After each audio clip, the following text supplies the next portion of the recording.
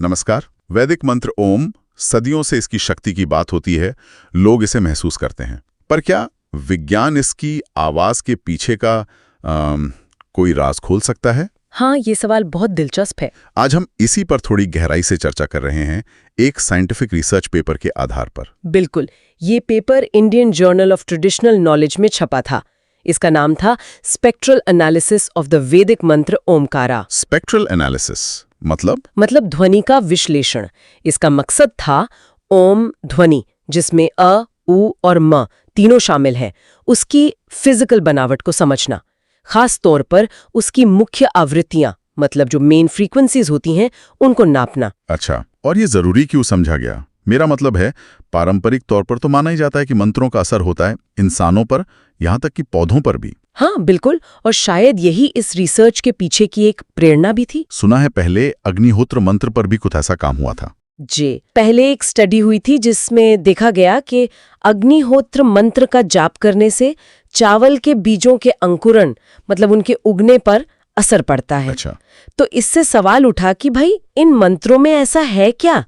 क्या ये सिर्फ मानने की बात है या आवाज में ही कुछ खास है, कोई फिजिकल खूबी?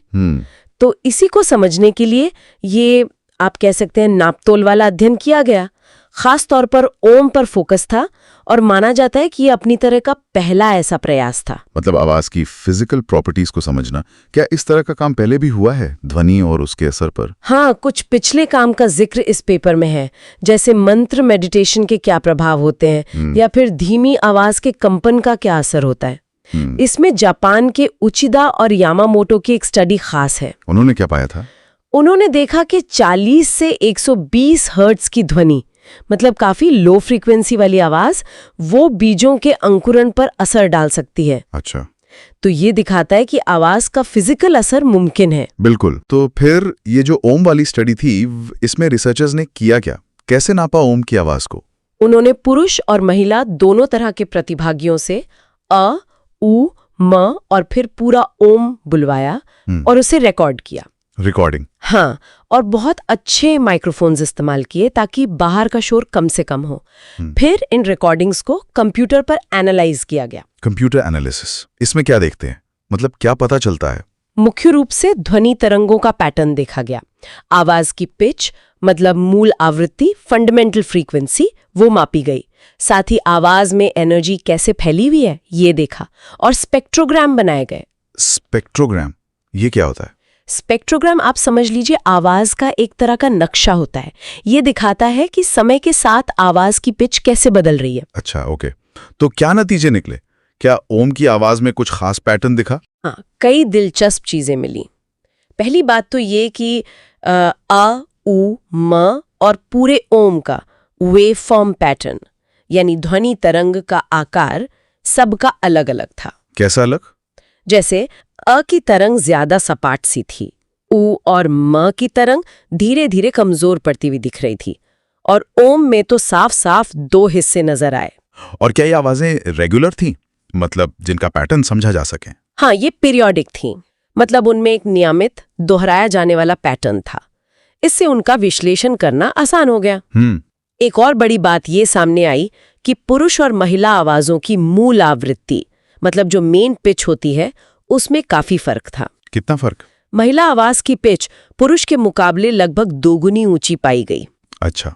कोई खास रेंज मिली फ्रीक्वेंसी की, जैसे वो जापानी स्टडी में 40 से 120 हर्ट्ज थी। पुरुषों के लिए ये करीब 108 और 118 हर्ट्ज के आसपास मिली, और महिलाओं के लिए 237 और 242 हर्ट्ज। ये तो खैर पुरुष महिला आवाज का सामान्य अंतर भी हो सकता है, लेकिन एक और खास चीज मिली, वो थी उप हार्मोनिक्स। उप हार्मोनिक्स ये क्या है?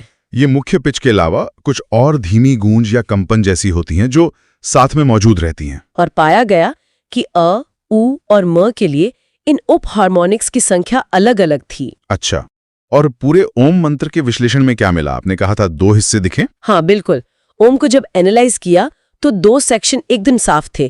पहला सेक्शन ओ जैसा था, जिसका पैटर्न अ और उ के बीच का मिला, और दूसरा सेक्शन म का था और उसका पैटर्न वैसा ही था जैसा अकेले म बोलने पर मिला था, और इन दोनों हिस्सों में भी उप हार्मोनिक्स की संख्या अलग अलग थी। और ये सारे नतीजे भरोसेमंद थे, मतलब ऐसा नहीं कि हर बार अलग आ रहा हो? नहीं, डेटा में काफी आंतरिक स्थिरता मतलब कंसिस्टेंसी मिली, तो नतीजे भरोसेमंद माने गए। तो इस सारी नाप तोल का, इस पूरे विश्लेषण का आखिर फायदा क्या है? ये आंकड़े किस काम आ सकते हैं? देखिए, इसका एक बड़ा महत्व ये है कि अब हमारे पास ओम ध्वनि की एक तरह की वैज्ञानिक पहचान है। उसका एक, आप कह सकते हैं, सोनिक फिंगरप्रिंट। Sonic fingerprint? हाँ। तो अगर भविष्य में कोई और स्टडी ये देखती है कि ओम सुनने से क्या असर होता है, मान लीजिए ध्यान पर या पौधों पर, तो वो ठीक-ठीक बता सकते हैं कि कौन सा ध्वनि पैटर्न इस्तेमाल हुआ था।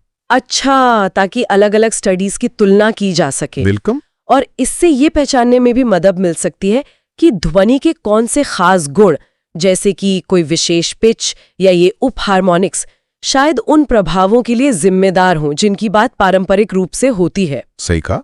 मतलब ये सिर्फ एक आस्था या एहसास का विषय नहीं, बल्कि विज्ञान अब इन आवाजों की बनावट को भी समझने की कोशिश कर रहा है। जी, और शोधकर्ताओं की योजना अब अग्निहोत्र मंत्र का भी इसी तरह विश्लेषण करने की है। तो ये स्टडी ओम की आवाज का एक तरह का ब्लूप्रिंट तो देती है, पर एक सवाल मन में रह जाता है। पैटर्न, ये उप हार्मोनिक्स, क्या इनका कोई सीधा लेना देना है उन मनोवैज्ञानिक या शारीरिक प्रभावों से जो लोग मंत्र जाप के बाद महसूस करते हैं? मतलब क्या आवाज की बनावट ही सीधे असर डालती है? यही, ये भविष्य की रिसर्च के लिए एक बड़ा और मुझे लगता है बहुत ही रोमांचक सवाल है।